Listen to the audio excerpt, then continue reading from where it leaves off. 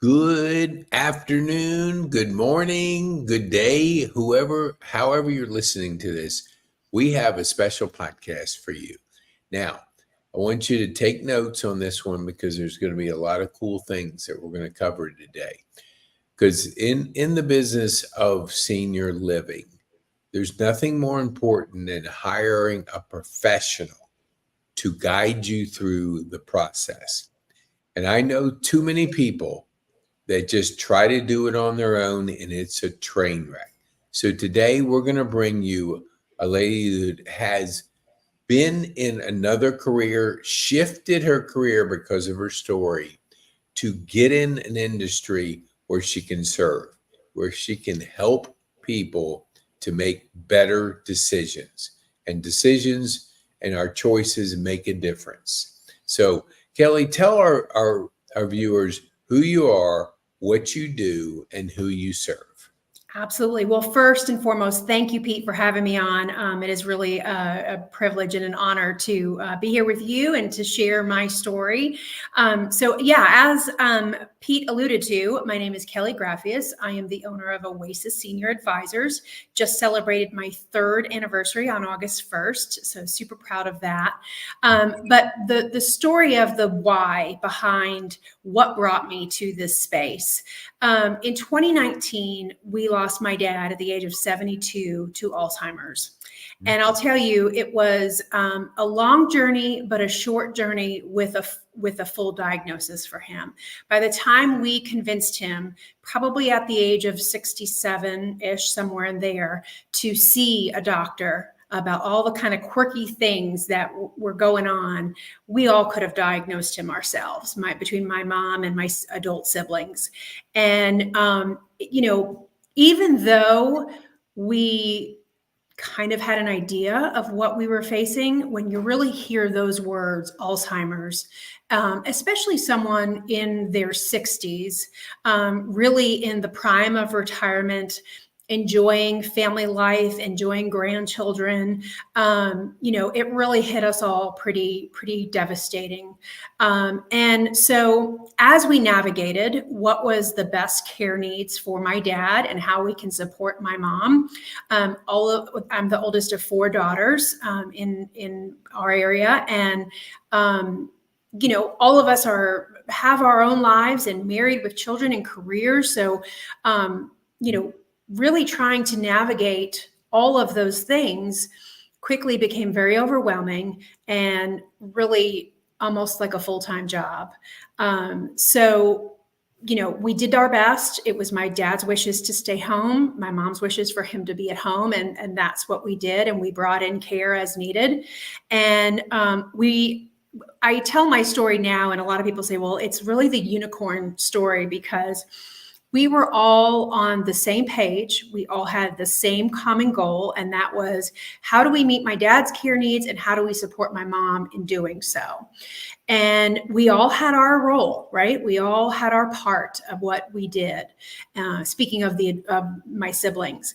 And, about 2 years removed from my dad's passing, in the height of COVID, I started to think about a career change. I had spent 25 years in corporate dining as an executive chef, truly loved the work that I did, was really passionate about serving people, and really just loved the work. And had you asked me a year prior to, then, do you think you'll ever leave the business? And the answer would probably be no, or I guess pre-COVID. And, as a lot of people did during COVID, they really started to take stock in what was important to them and how did they want to spend the rest of their lives. And I knew the trajectory of my career path shifted a bit with COVID. So I knew that I was going to kind of have to work my way back to a role that I had developed and loved. So I knew I didn't want to run around a commercial kitchen for the next 20 years, basically, is what it came down to, right? It's hard work. Yes. And so when I thought about it, I knew that if I was going to leave the company I was with, I was going to leave the business altogether. I had really thought about what I had accomplished, what did I really think there was left to accomplish? And at the end of the day, I was like, you know what, I'm really happy with my career as an executive chef, and I'm comfortable with leaving. So where did that take me? Where did that leave me? Culinary skills is so defined, and from the outside looking in, it's really hard to think about how does that translate or transfer to another industry. And ultimately now 3 years into my business ownership, I can tell you it absolutely translates. The crisis management component, the relationship building component. Now, crisis management in a commercial kitchen versus crisis management in helping families, I'm not watering down what we deal with every day. I'm just saying, being a problem solver and how can you make a situation, solve a problem or make a situation better, was really kind of ingrained in what I did every day.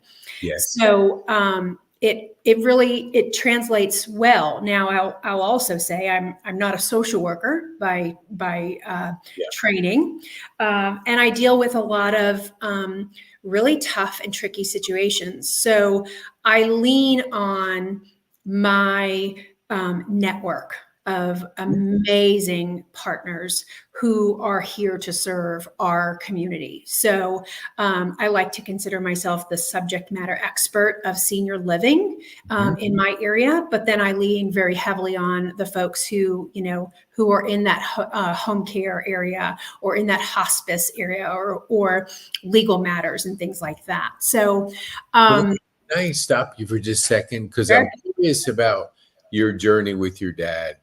Because I see it over here. One of the couples that lived here, they don't live here anymore, and he's since passed.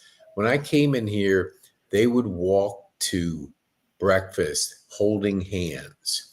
And it was the most beautiful thing to see two people. Then fast forward a couple months, he got early stages of Alzheimer's and became where she couldn't keep care of him. So he had to be removed and put into a VA facility where he never opened his eyes again. He was mad from that separation, and that he went down, and about 4 weeks later, he's gone. And I go to his funeral, and I say this because I had a gentleman I think he's like the Georgia Alzheimer's executive director on my podcast. And my question has always been like, you hear, like you say, your daughter, your sisters, and your mom, what's going on. You see things, red flags are starting to pop. Yeah. What did you do? Because his comment was, I said, okay, I noticed something's going on with my mom or dad. We can't stop it. So what do we do? And he said, that's the biggest myth, he said, was that, yes, you can't stop it, but you can slow it down and you can address it. And the one thing he said that a lot of times is they pretend it's not there. Right. And then it gets into it accelerates or it starts to wear on everybody because you just didn't want to believe it. Did you have with your sisters, did you have like those early signs? What were you seeing that kind of like knew that something wasn't right? Oh yeah, I can tell you the exact day and time and everything where I had, my mom had been telling us stories. Like, she would say, I don't know, something's going on with your dad. And we never really saw it firsthand until we started to see it. And I can tell you it was probably 2 days before Christmas. Before he was diagnosed, my parents would come and spend the holidays, the week of Christmas holiday with us. And my mom at the time was out shopping and my husband was out with my daughters at the time. And it was just my dad and myself in the house. Mm-hmm. And, I'm running around and trying to prepare for Christmas meals and every celebrations. And my dad met me in my dining room and he said, I don't know what we're going to do, but your mom does not seem to think this is a big deal, but someone keeps coming into our house and writing checks out of our checkbook. Wow. And I was like a deer in headlights. And I Yeah. knew exactly he was referring to my mom, but just it had the lapse in memory of, of recognition there. And, before I ever knew anything about Alzheimer's or anything, I truly believe that this was a divine intervention. I just said, you know what, Dad, instead of arguing with him, I said, you know what, Dad, it's okay. We're going to get to the bottom of it and we'll figure out what's going on. And you could just see him like, okay, someone's going to take care of this for me. Yes. He actually said that what the next thing that people ought to do is don't get in a combative argument with No. a person. You just agree with what you said, like, oh, so that, and just like you said, like, really, because he said that once we start challenging their thinking, challenging their reasoning, and putting ourselves in a position where it's they're wondering what's going on. Yeah. You just confirmed by saying that, and he said that's what you should do. Absolutely. That's their reality. Yes. We are entering into their reality. Yes. What difference does it make if we argue about the color of the sky? Who is better off for that argument? No one, right? Yes. If it's not something that's harmful or puts someone in harm's way or in a dangerous position, why would you argue? It's just going to upset that person. That's their reality. We visit their reality. Yeah, after having a number of people that I've watched go through that stage, asking questions, people on my podcast. My dad passed about 7 years ago. And but we didn't understand it. Right. I mean, this was like he was getting combative in just kidney kidney D, whatever, you know what I'm saying.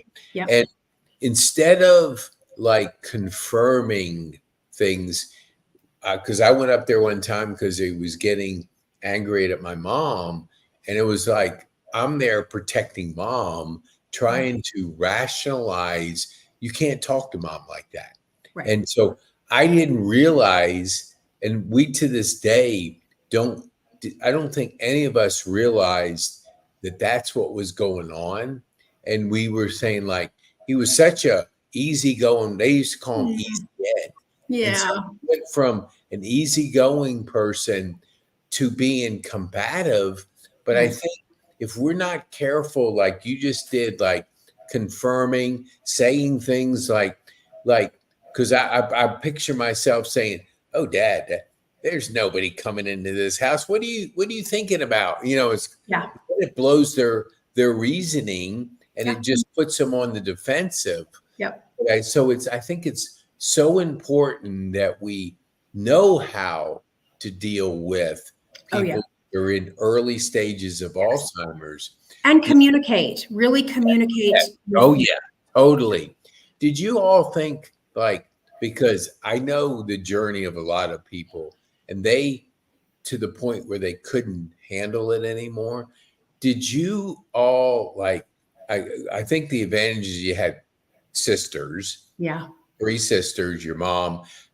How did you kind of think, okay, we can't do this anymore, even though your mom is wanting to keep your dad there? Like, what was that like, just trying to go through that stage of you? Because it's, as you know, and anybody that's been through it, you don't have any idea the challenging nature of it until you're in somebody's shoes. Absolutely. And so tell our viewers that.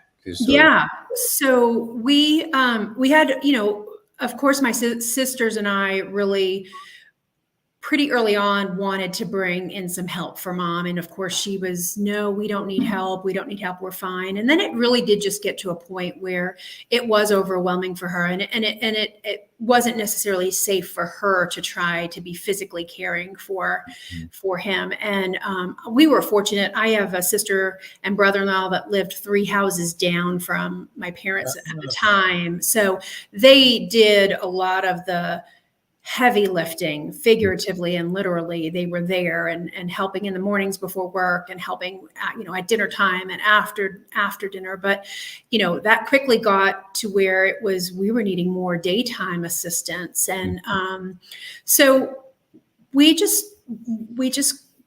not confronted, but we talked with my mom about, let us help you, let us support you and bring in some help. So you don't have to be in that primary caregiver role 24 hours a day. And when we did bring in care, my dad used to call them the Joe sitters. His name was Joe. And so he would he kind of knew enough, was still lucid enough to kind of know what was going on, but he would refer to them as his Joe sitters. And, but the caregivers, they did amazing work for my mom and for my dad. They helped her with meal prep and they helped get him out of the house so she could do things, around the house or grocery shop or whatever, while he was still able to do that. And so, but with the support of the family, we were able to make that work for the duration. That is not always the case, right? I mean, home care is extremely expensive, and not everybody has those financial resources to be able to go that route. What was it? Yes, I totally agree with you. What would you say for like the person that's making a transition to working for somebody else to working for yourself? That first year, what were the challenges? What was the biggest challenge that you had to make personally in that transition? Well, I think even before the decision was made, Pete, I think it was really taking that leap of faith and say, you know what, you can do this. You can do this and you can be successful at this. Reinventing yourself in your mid 40s sounds incredibly scary. And it is. I used to remember driving to work and thinking, please just give me a sign, like not just a figurative sign. Like I want a big neon sign to hit my, the hood of my car and say, yes. And one night I came home, or my husband came home from work late. He was working a little bit late and he's like, you know what, let's just do it. Let's just do it. It's just money. I decided to cash in part of my 401k to fund the upstarting of it. And that was kind of the push that I needed, right? Because I didn't really know that I could do it in the moment. Right. But I would say that first year was filled with so much learning and so much growth, but then really scary times of like, okay, can I really do this? Can I be what families need?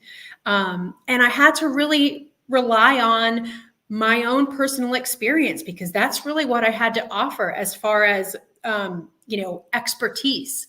But I learned early on too, that people, if you listen, that's more than 50% of what people really need. Totally. Agree with you 1000%. So I made sure that I worked on being a good listener and really hearing what their concerns were and, and really digging in to what I thought they needed or really what we as a family needed in some of those cases. Every story is so unique, but there are things that overlap, right? There are care needs and things like that are like, oh, okay, I remember, and this is what we can do. So the first year was full of growth. Then of course there's the whole business side of things. While I never ran my own business. I knew, profit and loss and understood that sort of thing in tangible goods, food. But, so there was a huge learning curve all the way around. I would say though, year 2 was scarier than year 1. And I Mm-hmm. say that because year 1, I was learning everything for the first time. Year 2, I felt like, okay, now you have to put this into action. Mm-hmm. And all those people that I met over the first year, I need to work on building relationships with these people so they can be in my toolbox. Yep. And so that year 2, I think in that sense was more challenging than the first year. So let's go. No, I love that because I had a lady, she does organization, and I met her at one of the Cobb uh, Mm-hmm. versions of the where we met, which is Yep. the Atlanta Senior Care. And she was corporate, very successful. The kids had grown, and she was like getting into something that she always enjoyed, which was organizing. And so that we were 6 months in, and so we were talking afterwards. And I've always believed in this. The first year in business, don't do anything. Like, don't spend any money. Learn, Yeah. learn, because everybody wants your money. Yeah. I Oh mean, yeah.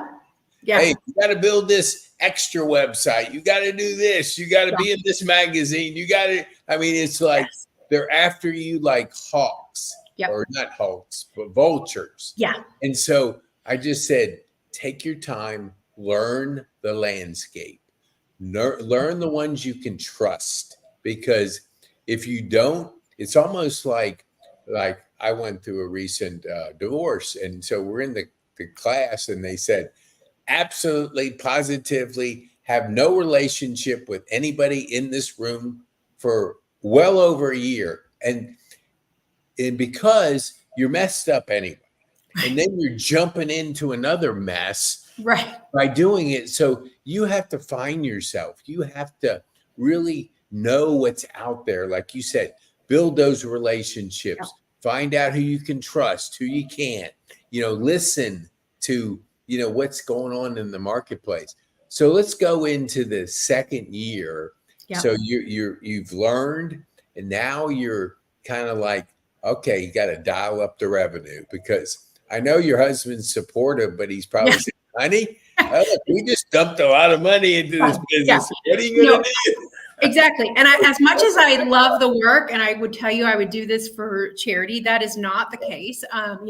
We are a dual income household, and I definitely felt the pressure, not from him necessarily, pressure from myself to really, contribute. And so that was scary. You mentioned in year 1, don't spend all your money. And I joke, I very naively spent a lot of marketing money. I loved all of the things I wanted to support and provide lunch and drop-offs, and loved creating all these cute branded things. And I spent a lot of money, and I never really saw the return on the investment. So year 2, what was I left with? Because I had kind of spent more money than I was comfortable with from a marketing perspective. Yep. So I just had myself, and I just was like, this is what you're going to get. And if it's not good enough, then maybe you're not going to be part of my network. And I really had to lean into that. But then lean into myself too, and really make sure that people understood what my mission is, because it still is, and what my goals are to contribute and serve the community. And I truly believe that if I follow that, and if I follow that path, the revenue will come. Now, did the revenue come overnight? Absolutely not. It was scary. It was really scary at times. But I also had a wonderful CPA who says, this is okay. This is where year 2 of a new business is. And so, between her and my husband, and just really having those conversations with myself and God, and said, hold on, just hang tight. You can do this, and stop spending the marketing dollars. And I did. And, I finally was able to turn that corner. And I was really proud of myself when I turned it over to through the second year. And it was like, I looked back and I was like, okay, yeah, no, we can do this. We can do this. Yeah, it's kind of it's like that silver object syndrome where everything's new. People love new things, Oh and yeah. people present these things, and they'll say, "Oh yeah, you sponsor this lunch," and man, and I've heard, if I've had a nickel for every person that sponsored a lunch here, brought in all this stuff, and then all of a sudden the community here, I'm just speaking, doesn't know how to promote it, and nobody comes. And it's like, Right. you spend all your time, you spend some money, and time's probably the biggest thing. Yeah. Because I was talking to a lady, and we were really kind of looking at her business, and I said, well, where do you get your business? And she said, referrals. And I said, so what have you gotten from this organization? And she says, nothing. I said, so you've sponsored all these lunches, you've been to these events, you have no business in 2.5 years? She goes, zero. Yeah. And I said, your time is so valuable. I believe in social. I separate social from business because we have to be social, Yeah. but don't expect to get business out of certain places, because everybody kind of wants your time, and you got to protect it, and you got to learn how to say no. And Right. so now it's like I said, you got to sever that. Yes, if you want to go in there and have a good time every once in a while to see some friends, but you don't need to sponsor the breakfast, sponsor the lunch, sponsor this, sponsor that. You're pouring all that money into zero return. And then she said 95% of her leads come from her referrals. What are you doing with the referrals? How are you touching them? How often are you touching them? They're the ones giving you the leads. Right. We kind of like, okay, we have a client. Now we move on to a new person. Forgetting about, we call it, my partner and I, gold in the backyard. Here are all these people that know you, like you, trust you. Right. You haven't talked to them in a year, or Right. not. I'm not talking about you, but Right. a lot of times we forget about it. We Right. forget. Oh gosh, I remember Kelly. She gave me two pieces of business, and you haven't talked to Kelly in 6 months. Do you think Kelly's going to remember you? No, everybody's busy. Right. You have to be intentional Right. about how you touch people, when you talk to them, what you do, because once they know you, like you, and trust you, they'll keep referring, but they have their life to live. Yeah. So what would you say? Let's go into year 3. Yeah. So what was your thought there? Okay, now I figured out the lay of the land. Yeah. I kind of know what's working, what's not working. Yeah. What did you find that was working in year 3 that you all of a sudden doubled down on or put some more attention? So exactly what you just said. Year 1, I had the thought process that I had to go out and meet everyone in the industry in all of North Metro Atlanta. And I was really poor with, I wanted just to meet people. I never really was thinking about building a relationship with these people. So year 2, after I had spent all my money, like I said, I was like, well, I need to circle back around and, really get to know some people, because it is so relationship driven, right? And we've talked about this many times. And so now I wanted to find like-minded business people who I could support them and they could support me. And by me and them, meaning each other's clients, who could complement and offer services to my clients that my clients need, and vice versa. Mm-hmm. And so, but the like-mindedness, I think, is really key, because again, this being such a relationship-driven business, people do business with people they trust and they respect and they like. Mm-hmm. So I might not be everybody's cup of tea as far as placement goes, and that's okay. There's a lot of us and there's a lot of people to choose from, but I want to be the go-to person for those people who are also in my backyard, so to speak. So really circling back around and intentionally building those relationships. My network, I have found, yes, my network is large, but my toolbox for my clients is fairly small. They're my go-to people, whether it means for home care, for hospice, for elder law, typically depending on what part of town we're serving and things like that, all go into the thought process there. But I want to work with like-minded people who I respect and trust and know that they're going to take care of my clients. And I want to deliver that same promise to their clients as well. Yeah, I love that.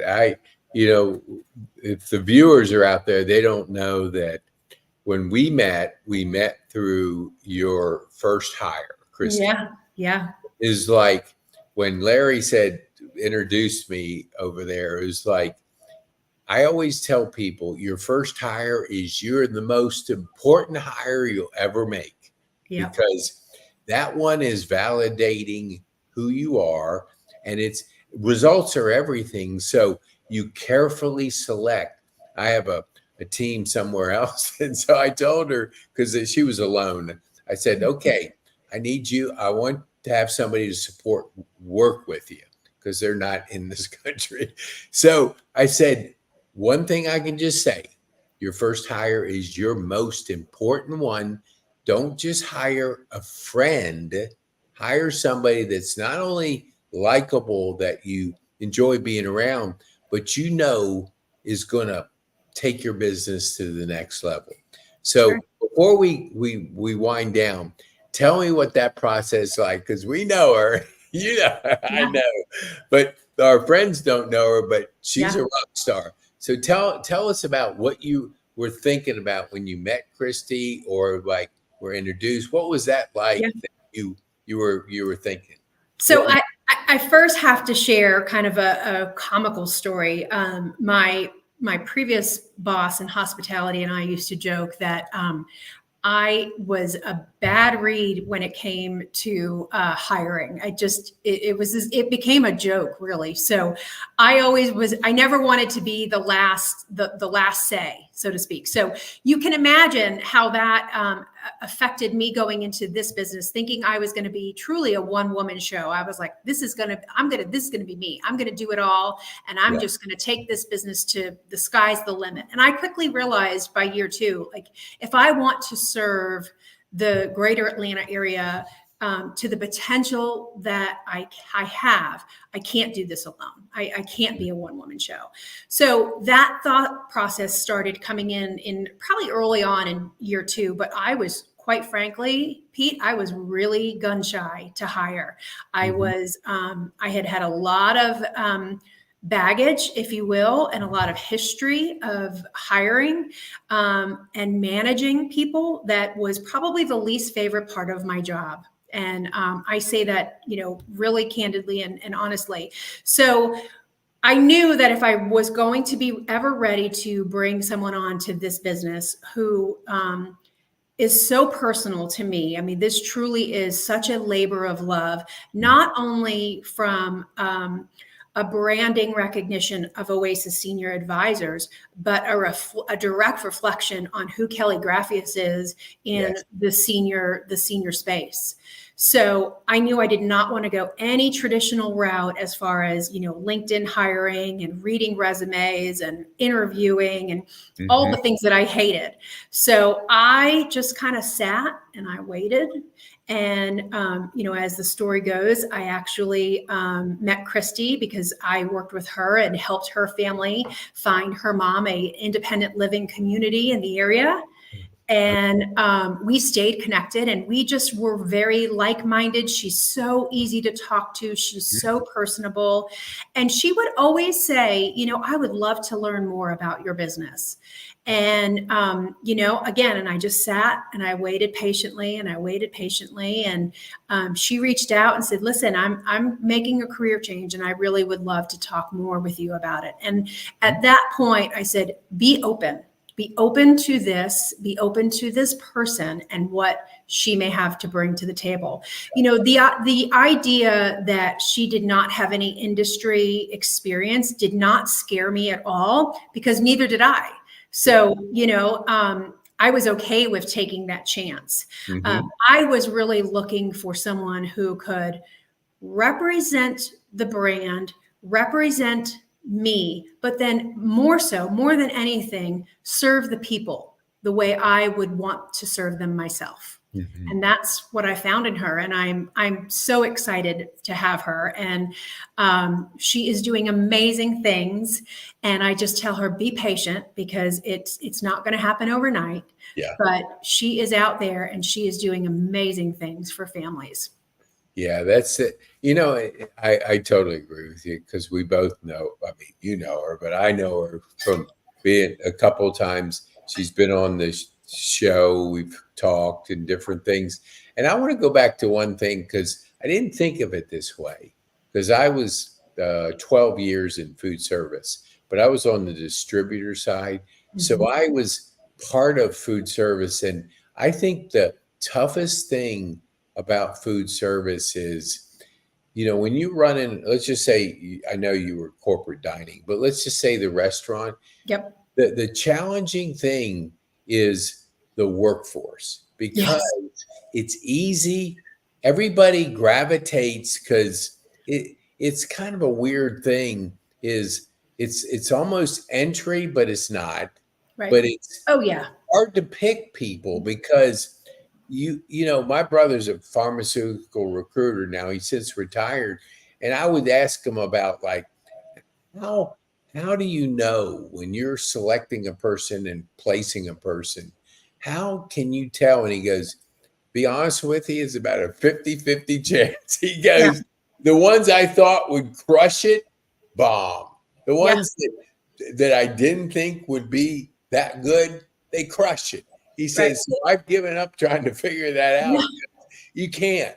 People are people. And it was a running joke. I mean, it was terrible. Yeah. And I'm not surprised that you say that you would be like a little bit gun shy on hiring, because when you're hiring in food service, that's the toughest industry to hire for. The toughest industry. And without a shadow of a doubt. And people don't stay very long. They're here one season, they're gone. And then you got to hire again and hire again. It's like, and sometimes you're going like, if it's a warm body, I'll put them in place. But exactly. You can't do that. Sometimes that's all you need. Yeah, exactly. It's like you're surviving. You're getting through an event. You're just like, just doing anything you can. So I can't believe you said that. And I just dawned on me when you were talking about that industry, which I spent, and I do the career moves. I've had like 5 or 6 major moves. I think it's the best thing for our thinking is to completely change careers, because it just shifts your brain, and you never lose your experiences, but you have to go into a learning mode, almost like on steroids. When we grow, we learn, and we accelerate our ability to adapt and do all that stuff. So that's cool that you described it like that. So before we go, I want you to tell our viewers how they need to get a hold of Kelly. So tell them how they can get a hold of Kelly. Absolutely. So I would say, first and foremost, call me. If you're thinking you need resources of any kind, just want to pick my brain. Something we failed to mention, Pete, is that my service is free to seniors and their families. So this direct line, use it as much and as often. And I'm always happy to chat and really talk through some resources with anyone. So that number there, 678-753-8155 is my direct line. Leave a message if you don't reach me, but I definitely try to return a call within a reasonable time. And really, and then check out, of course, my website, and there's some inquiry stuff and resources there. Oasis Senior Advisors, Roswell is the name of the business. So, but I encourage people, if you find that your loved one is struggling in any way, or you're worried about a loved one, it's always better to be proactive than reactive, and Yep. you have much better chances of being successful by being proactive. Yeah. Yeah. I won't mention any names, but there's a friend, and sometimes people don't connect with a person with your skills. They do it on their own. And once they do it on their own, they basically, because they go to a place, they register, then they all of a sudden find out, well, you know what? I'm trying to figure this out, because a fancy website, or like our location is right in a busy place. They get so much walk-in stuff, but you have to know the leadership. You got to know the people behind senior living facilities. So it's almost like you're guiding them through that maze. And if Yep. they don't seek out you, they're making decisions based on what they know, and they don't know. Right. There's a gentleman moved in here, and I go to church with him. I literally go to church with him. We talked about this building. All of a sudden, I find out he's moving in. So I said, well, that's great. How did you go about deciding? Oh, I just went down and talked to him. I said, if you would have talked to me, I would have given you the referral money. You could have had a couple grand back in your pocket. Yeah. And it was like, but you went and did your own stuff. I mean, I live here. Ask me some questions. Like, Yes. I'm thinking about moving into your facility. What do you think? I would have said, 1, be sensitive to noise. 2, if you like leadership, you're going to get a revolving door, because this place has had 8 people in about 8 years. Wow. It's like crazy. Yeah. And then that's just, you only know that because you're forming relationships with these communities. So we used to say, like, the hidden gems out there are hidden. Yeah. And you know what the hidden gems are. Oh, yeah. And especially up in the Roswell, North Atlanta area, because that's where you're focusing. So we're on a soapbox now, because I hate that people try to do stuff on their own. It's almost like we're in this do-it-yourself YouTube. Like they search a YouTube. Yeah. How do you find a senior living? And they get the 3 steps from some person that doesn't have a clue of the area, and they think they're a professional. Right. Maybe, hey, that's an idea. Maybe I need to do a YouTube video on how to find a senior living. Number 1, call a professional. Yes, exactly. Totally. So what would you say if you were leaving our audience, what would be the one thing you would want our audience to take away from our time? Absolutely. You use a knowledgeable local advisor. There are amazing people out there serving our North Georgia, Metro Atlanta area, and they all bring something slightly different to the table. But I would say use a professional, use that leverage and their knowledge to really understand what the options truly are, because it's not only time saving, it could be money saving, and it could save someone from making a bad decision. Advisors can't tell you which location to choose. because it truly has to be up to the senior and the family. But we can certainly present the best options that Yeah. fit the needs. So Yeah. use a local advisor for sure. I love that advice. I need to send that to my friend just to rub. Yes. Oh. Yeah, it's just even my friend, he's like up in that area and he was looking and I said, "What are you doing?" He goes, "I'm trying to find my mom a community." I said, "You know what I do, don't you?" He goes, "Well, what do you do?" I said, "I'm in podcasting for senior living." So what do you think? Who do you think I know in senior Right. living? And it was like, come on, McFly, let's think. And so I recommended a person, but that person was not exactly in his area of footprint. But so you do have to have the best possible in the footprint you want. If you Yes. just want the whole city, that's a different story. Right. So Kelly, Exactly. I want to thank you for being a guest on our podcast.